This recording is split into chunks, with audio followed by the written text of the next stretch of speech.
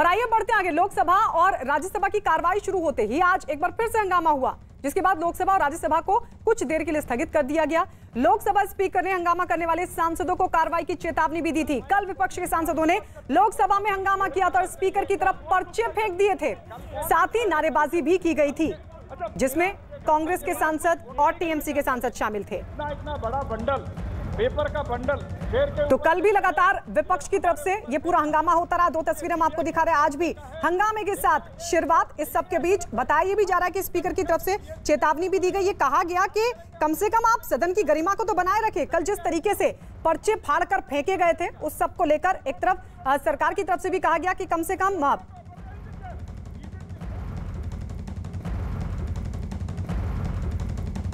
लगातार माननीय सदस्य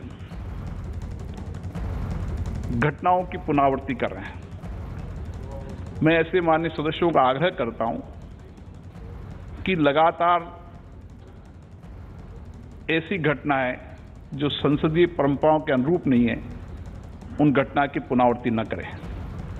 अगर ऐसी घटनाओं की पुनरावृत्ति होगी तो मैं आपका सहयोग चाहता हूं।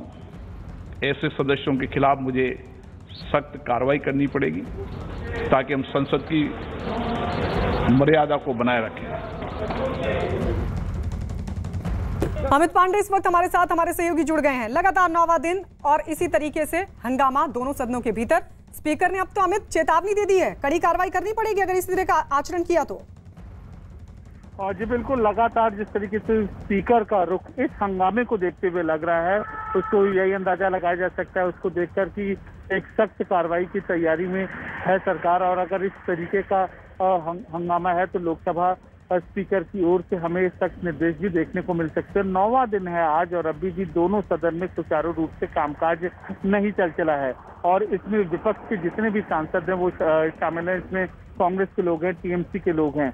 तो आज इसका जिक्र किया है। हम ये उम्मीद कर सकते हैं कि कुछ दिनों में या आज या कल में लोकसभा स्पीकर की ओर से सख्त निर्देश हम उम्मीद कर सकते हैं।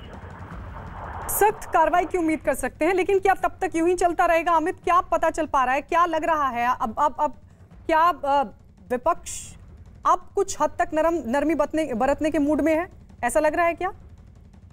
देखिए, इसमें दो चीजें हैं। विपक्ष लगातार मांग कर रहा है कि पेगासस के मुद्दे पर सदन में चर्चा हो और जो सरकार के मंत्री हैं वो आकर इसका जवाब दें।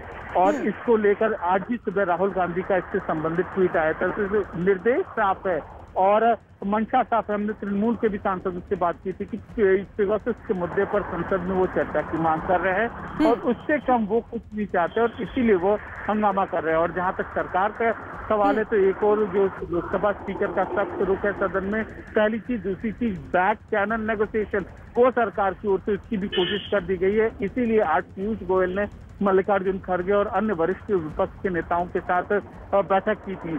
तो सरकार की ओर से बैक चैनल नेगोशिएशन जारी है, लेकिन विपक्ष के रुख को तो देखते हुए फिलहाल आज नहीं लग रहा है। बिल्कुल स्पीकर की तरफ से चेतावनी भी दी गई, लेकिन फिलहाल भी नहीं लग रहा है कि विपक्ष मानेगा। और इस सब के बीच आपको बता दें, लोकसभा में हंगामे पर कांग्रेस के नेता अधीर रंजन चौधरी ने केंद्र सरकार को घेरा तो प्रहलाद जोशी ने उन पर पलटवार किया। सुनिए क्या कहा। सर, आप देख रहे हैं कि ये सरकार की जिद्दीबाजी से आप कल की सदन के अंदर कल की घटना पे कहें आप। हाँ सर, सरकार की जिद्दीबाजी से सदन के अंदर हम अपना बात नहीं रख पाते हैं। एक मिनट सर, मैं एक कानूनी बात करते हैं सर। देखिए, सदन के अंदर सर एक कानूनी बात करते हैं ना, कानूनी बात करते हैं सर। मैं एक छोटी सी कानूनी बात करते हैं तो बताना ये सर। कौन रुकता है आप खुद देखिए। कल के अच्छा, मेरा घटना के बारे में वो क्या कहना चाहता है? इतना बड़ा बंडल, पेपर का बंडल शेर के ऊपर फेंकता है, इधर हमारे ऊपर फेंका है, इसके मीडिया के ऊपर फेंका है। ये क्या ये सही है गलत है? बाकी चीज का डिस्कशन बीएससी में जो हुआ है हम बात करेंगे, हम चर्चा करने के लिए तैयार है। एक तरीका है क्या? माफी भी मांगना नहीं चाहते है क्या? You don't want even apologise the chair, you don't want to apologise the chair. Is it the way to behave? आपने इतने साल तक राज किया है। तो प्रहलाद जोशी ये कह रहे हैं कि कम से कम माफी तो मांगनी चाहिए इस तरह के आचरण पर। अधीर रंजन चौधरी ये कह रहे हैं कि हम बात तो रखेंगे ना अपनी। अमित हमारे साथ लगातार बने हुए हैं। अमित, अब क्या लग रहा है, क्योंकि विपक्ष मान नहीं रहा है, सरकार क्या कह रही है, मतलब कैसे चलेगा संसद? सरकार की ओर से देखिए वार्ता का दौर, इसमें लगातार कोशिश का दौर जारी है और इसीलिए विपक्ष के नेताओं से सुबह भी मिली थी सरकार और हम अभी भी ये उम्मीद की जा रही कि आज करीब 2 या 3 बजे सरकार के वरिष्ठ जो नेता हैं वो विपक्ष के नेताओं से एक बार फिर इस सदन के मुद्दे पर मिलने की कोशिश करेंगे और यही कोशिश की जा रही है कि उनको कम से कम समझाया बुझाया जाए। और कई बिल हैं दोनों सदन में पास होने हैं, उनको लेकर सदन में चर्चा की जाए। तो एक विस्तृत रणनीति है सरकार की ओर से, लेकिन विपक्ष एक ही बात पर अड़ा हुआ है कि पेगासस के मुद्दे पर चर्चा हो, वरिष्ठ मंत्री आकर उसका जवाब दे और कांग्रेस टीएमसी इसमें प्रमुख रूप से सामने आ रहे हैं और इसी वजह से जो आरोप प्रत्यारोप का जो दौर है विपक्ष और सत्ता पक्ष के बीच में वह लगातार जारी है।